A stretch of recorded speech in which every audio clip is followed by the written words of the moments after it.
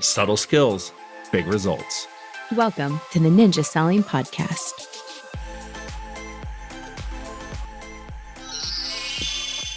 Hey everybody, it's Rob Nelson, and that is the sound of a magic wand.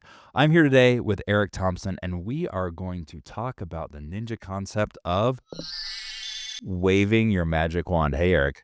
Hey, Rob, and hey, everyone in the Ninja Nation. Happy New Year. We are here now in 2026. How exciting, and we're really excited that you're joining us here. And yes, we're going to talk about one of the famous and one of the favorite questions within ninja selling: if you could wave your magic wand. And Rob, what a perfect time to do this at the very beginning of a year. Always a good time to wave your magic wand, but an especially good time now at the very, very beginning of the year as we imagine, as we dream, as we pursue goals for the new year. We're going to wave our magic wand. I love it. You know, using the phrase, if you could wave your magic wand, is deceptively simple, and it applies to so many things. We're going to cover a whole bunch of the spaces in our lives where the magic wand fits, but you are so spot on that January 1st, or at least early January, if you didn't catch this right away, is the absolute right time. We have this blank slate of possibilities, and why not make them? Why not make it magic? So here's the thing about this question. On the surface, and when people hear it for the first time, they think and say, oh, how cute. How cute if you could wave your magic wand. But here's the thing, everyone. It is a powerful question. So sure, it's cute, but it is really powerful. And the reason why the magic wand question is so powerful is because it puts you in a pretend state. And in a state of pretend, what happens then is that there's no ceiling and there's no risk. And it just unlocks the potential to have incredible thinking, and it unlocks the ability to only think in possibility about what's possible, and the simple fact that there's no risk to that to those possibilities. So, Rob, it's one of our favorite questions in Ninja coaching. We love asking that of our clients. If you could wave your magic wand, it is a very effective question to ask of clients who are stuck in any way, a seller who's stuck, a buyer who's stuck. If you could wave your magic wand. And it's a great question, too, to ask yourself. So what Rob and I are going to challenge you with as we go through this podcast is for you to ask that question of yourself, if you could wave your magic wand and have 2026 look exactly like you would want it to look. Yeah. You know, inside most conversations that we have, there are some invisible walls, whether it's budgetary limits or past disappointments or fear of being unrealistic. And what this does is gives you permission to just dream out loud. It's a phrase that I use with our team all the time. Say, what if we could dream out loud? So, Eric, I'm putting you on the spot. You're going to dream out loud right now by wave your magic wand and tell me what 2026 is going to look like for you. Will look like for me. Well, the big thing in my life list, our big magic wand, when I say our, when I say we, I mean me and my wife, Julie. Our dream is to have a property in the mountains of Colorado. It's where we met. It's where we each lived for 10 years. That's where we got married. We got married on the top of a ski resort. People had to ride 2 gondolas to get there. So we want to own a second home property in the mountains of Colorado. And we believe that we can make, at a minimum, significant progress toward that, if not actually make that purchase this year. So that's my big magic wand. And how this started, Rob, it started with Julie, my wife, and I sitting around and waving our magic wand. And we said to each other, okay, so if we could wave our magic wand and have our life look like the way that we would really want it to look, what's a dream we would have? What would be ideal? What would be perfect? And this is what we both came up with. And what's incredible to think is that in anything that's amazing in our life, anything that's amazing in society, in the world, it all started with a magic wand. Someone had a dream about that. Someone had a dream about the iPhone. Steve Jobs had a dream about the iPhone. What would happen if there was one device that was your phone, your calendar, your camera, your music, et cetera, right? So just look around and we're going to see things that all started with a magic wand. I just had to count them. It's 7 words, I believe. If you could wave your magic wand, that allow you to quiet the analytical and defensive parts of our brains, and they activate that imaginary desire and even some emotion, right? I mean, when you said out loud, maybe for the first time that thousands of people have heard it, that you want to buy a home in the mountains, you kind of gain a little bit of momentum. It might have felt scary at first. Now it feels real. That is what this state allows. Yeah. And it's a state that diffuses the little voice, right? We all have that little voice in our head. And what that little voice likes to say is, yeah, but, and what if? So it diffuses a little voice because in a pretend state, state of pretend, first, there's no ceiling. So it takes away the yeah, but I've never done that before. Yeah, but that's going to be hard. Yeah, but we may not have the resources. Well, it's just a state of pretend.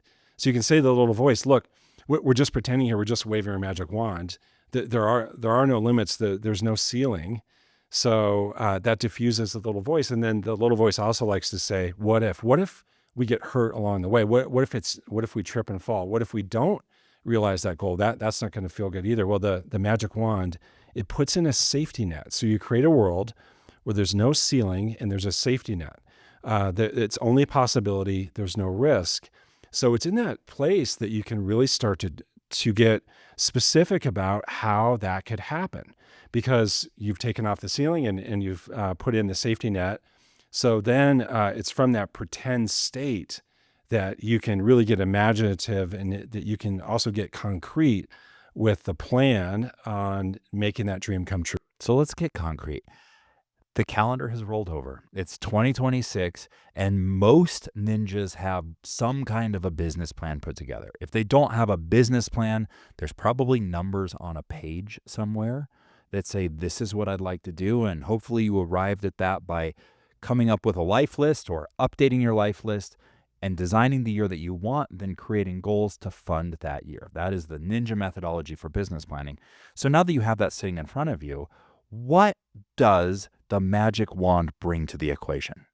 Well, it puts you in a place where it's any time that you want. So let's pretend, and it's a great way to start a sentence. Let's pretend. So let's pretend it's a year from now. Let's pretend now it's the start of 2027, and we are reflecting back on 2026. If you could wave your magic wand, how did that go? Well, walk me through exactly what happened that got you here. Walk me through everything that went perfectly.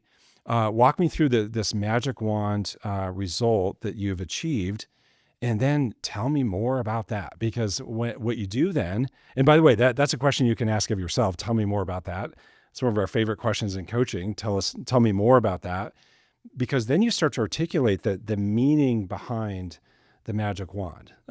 So if someone was asking me about the property in the mountains, and I say, yeah, my magic wand is to have a property in the mountains, someone says to me, tell me more about that, then we're going to get into the real reasons why we want to have that property and why that would be so important and why that's so meaningful to us. So it's not about the property, it's about what it means. It's not about the financial goal, the number that you wrote on the page. It's not about the number of transactions that you wrote on your business plan. It's about what that means, what that will create. And that's really, Rob, where the magic is, and where we find the authentic motivation, where someone discovers and clarifies the real reason for them to keep going, even when things are going to get hard in 2026. And we know that things will get hard in 2026 for whatever reason. But when you can take yourself back to that magic wand place of, no, there I am a year from now, having this dream outcome. So I'm going to keep going. Even though it's hard right now, I'm willing to endure the short-term discomfort because I want what's on the other side. And I've already waved my magic wand. I know exactly what that looks like and feels like. And being completely real, what's on the other side is not a number of transactions or an income goal. It's an emotion. It's some connection to something that when you can pretend and feel that, when you can actually experience it, you attach yourself to that, and that is your anchor. That is your motivation right there, not taking off another box because you closed another deal. Right. Exactly. It's about that meaning. So it's really how we start with everyone in coaching is, okay, great. We have the number, we have your goal, but we now uncovered and discovered why that's so important.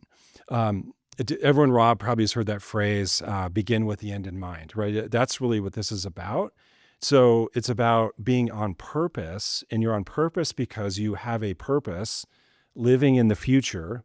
So you are beginning with that end result, that end ideal dream result in mind, and you are then creating everything in your present to work toward that thing in the future. You and I are both reading right now an amazing book called The Science of Scaling by Dr. Benjamin Hardy. And part of that book is he talks about time as a tool. And most people, when they think about time, they think it flows past, present, and then future. And it does flow that way. But he argues that a more effective way to think about time is to think about time flows from the future. So that you make your future very big, very compelling, very clear. That's flowing back to us in the present. So all of our actions and even our mindset in the present is all driven by what it is that we want to have in the future. And it all starts with waving your magic wand and getting really clear about that. It sure does. The magic wand is actually introduced in the Ninja installation in the context of the processes, the doing the business side of Ninja, and not this mindset generating the business part of Ninja. It certainly transfers well, and you'll want to wave a magic wand as it relates to your business plan, your 2026, your future. But let's talk about how using the magic wand with clients is essential to reaching clarity. Yes, and as you mentioned, that's where this is taught in Ninja. If someone attends the Ninja installation, reads the Ninja selling book, that's where we learn about the magic wand. So to say to a client, okay, if you could wave your magic wand, how would you want this to go? So imagine a brand new seller relationship. And you're just starting to talk about the process. You're talking about how you can help them. You're walking them through the steps, and you say to them, okay, so if you could wave your magic wand, how would this go perfectly? When ideally for you would be the closing date?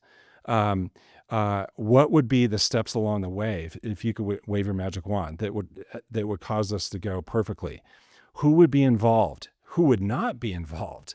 What wouldn't happen if you could wave your magic wand? Maybe based on past experiences, and you talk about some very valuable information to have. It's incredible. Let's think of a seller, an existing seller, and maybe they're overpriced, and maybe it's been sitting on the market for a while, and you're trying to get them to make a good decision about their price, and you feel kind of stuck. Great question to go to. Okay, seller, if you could wave your magic wand, how would this go perfectly from here? If you could wave your magic wand, when would the property sell? And they'll tell you, and they say, okay, tell you what, why don't we build a strategy around that? With the buyer, clearly a great question. If you could wave your magic wand, what would be the ideal property? And tell me more about that. What would be the ideal process? So it's an easy way to get the truth from the client, because again, you're putting them in a state of pretend. There's no ceiling. There's no risk. It's only possibility and potential. It's only pretend.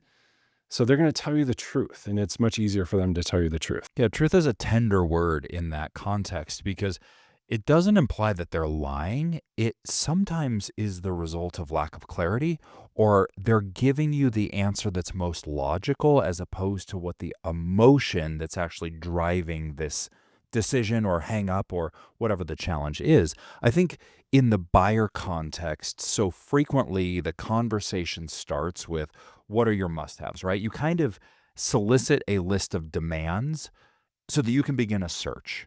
And it's amazing to say, let's imagine together, if you could wave a magic wand, that will bring to light a completely different context and allow them to say some things that are probably not in that list of demands that show up when you say, what are your must-haves? Right. And even asking a buyer, okay, so if you could wave your magic wand, tell me about the property you want to buy, and then followed up with, if you could wave your magic wand, tell me about how you're living in this property. Tell me what your life is like as you're living in this property. What are your evenings like? What are your weekends like?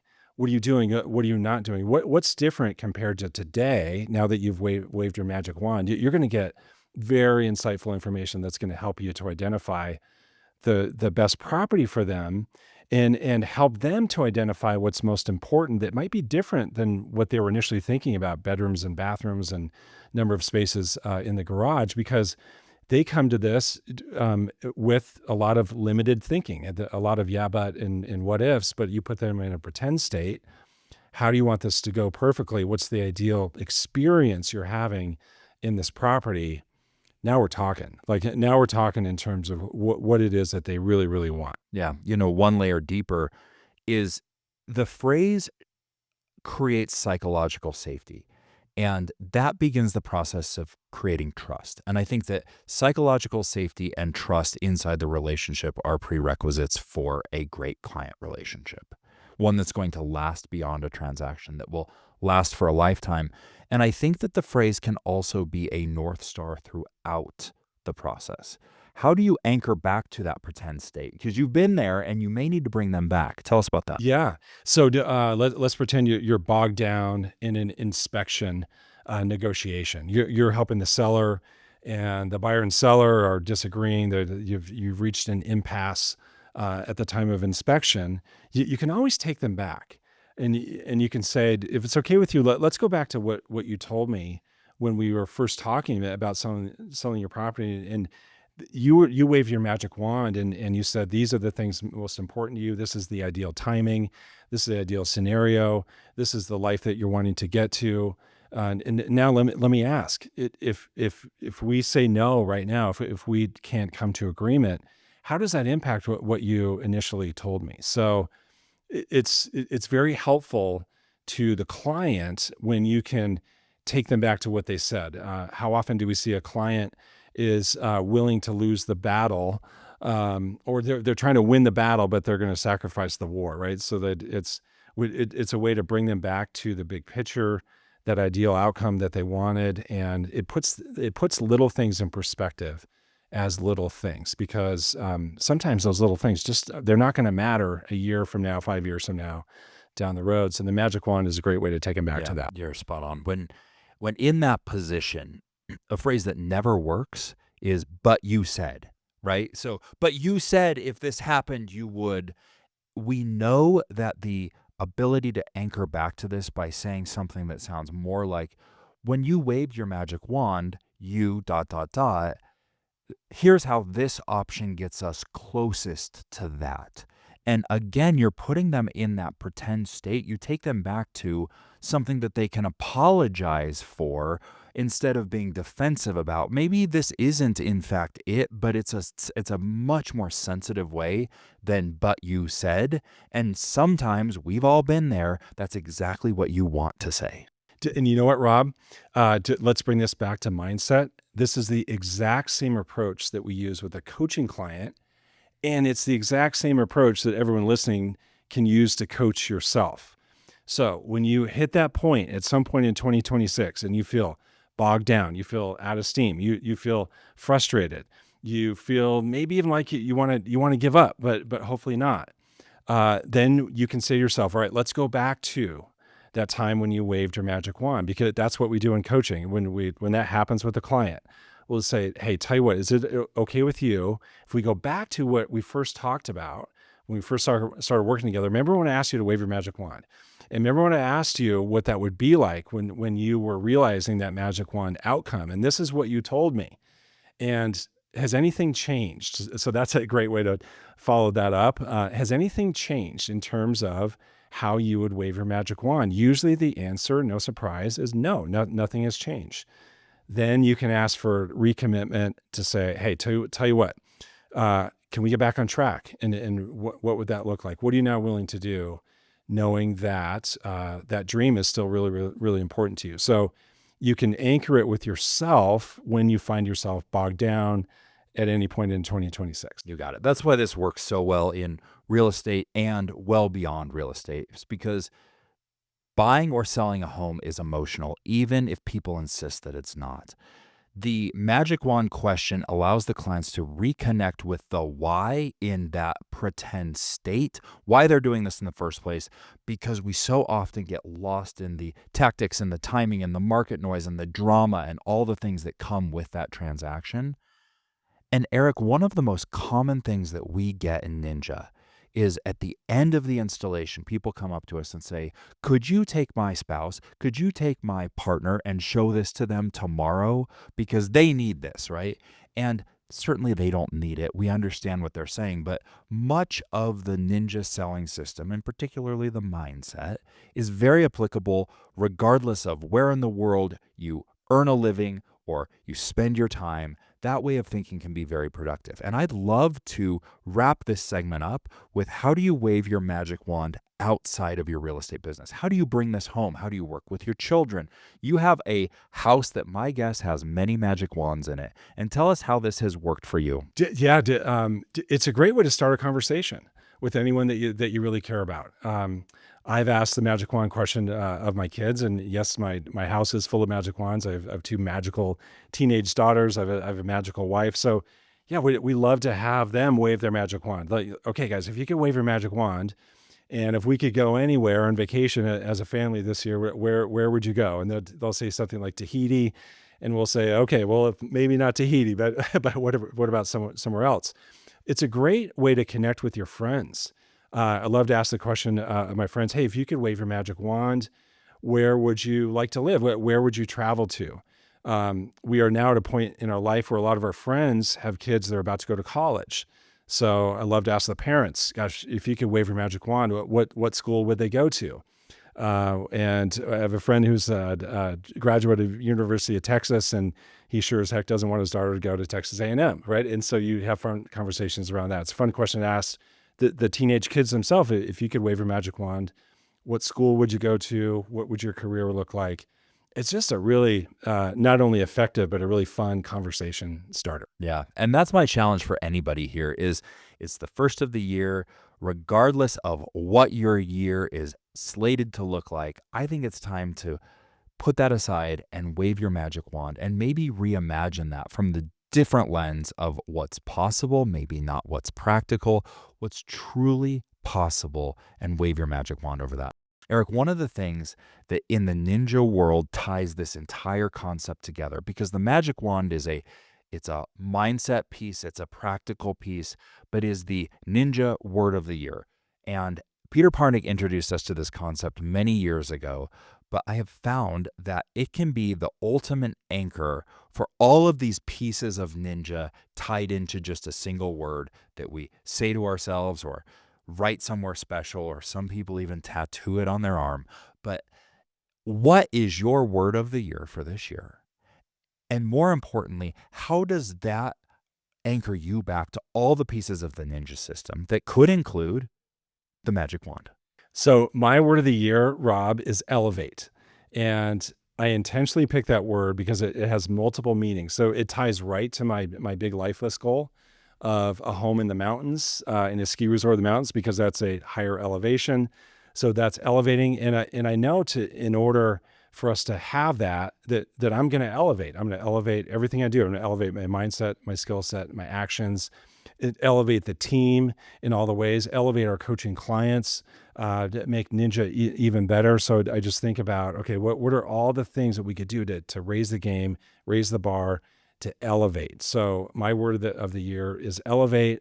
So Rob and I encourage you to come up with your word of the year. And just to give you some examples to get your wheels turning, we see often words like authenticity, like abundance, like focus, like value, like worthy, any word that really means a lot to you, that anchors you into your magic wand result that you want to have for this year. Love it. So if you could wave a magic wand, works so well for you, your family, and your clients, because it gives you that space, the permission to dream and to be a little more honest and to speak without any consequences and to be seen, I think. And I love it so much. I think it's one of the most powerful pieces of the ninja selling system. And I do love the fact that you're going to elevate this year. So Eric, thank you so much for being here. Happy New Year to everybody. What do you want to send the ninjas off with? I want to say Happy New Year. Happy New Year, ninjas. We are just so grateful for all of you, all that you do for us here at Ninja, all that you do for the Ninja Nation. And we look forward to a great year of podcasts. We really do. Thank you all. We'll talk to you soon. If you enjoyed this episode, visit us at theninjasellingpodcast.com to learn more about ninja selling classes and coaching. to get you started or further your journey on the ninja path. Thank you for joining us. Now go have an incredible day.